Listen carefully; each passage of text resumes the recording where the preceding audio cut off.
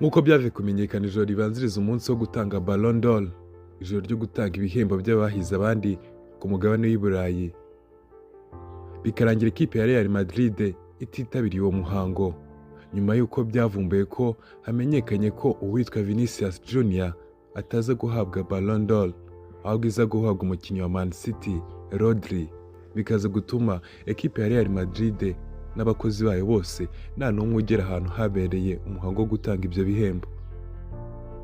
Bitunguranye nabwo uyu mugoroba ekipe ya Paris Saint-Germain nibwo byamenyekanye ko nayo ishobora kuza kumera gutyo bikarangira ititabira umuhango wo gutanga Ballon d'Or. Ni ibihembo bitangwa ku bakinnyi, abatoza na ekipe zitwaye neza muri uwo mwaka w'imikino.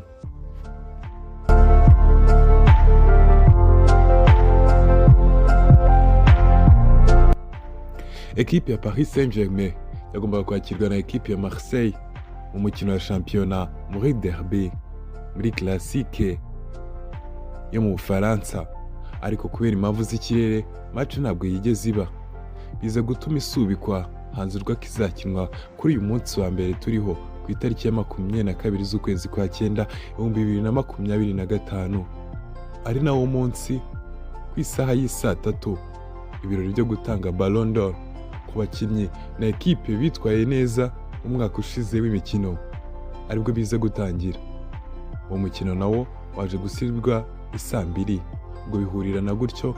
biza gutuma ekipe ya Paris Saint-Germain ishobora kutaza kwitabira, nyuma y'uko ifitemo umukinnyi nka Achraf Hakimi, Nuno Mendes, Kivica, Fabian Ruiz na Vitinha, ndetse tutibagiye n'umutoza Luis Enrique uri guhatanira igihembo cy'umutoza w'umwaka ushobora no kugihabwa. Dembele uri guhabwa amahirwe menshi yo gutwara Ballon d'Or,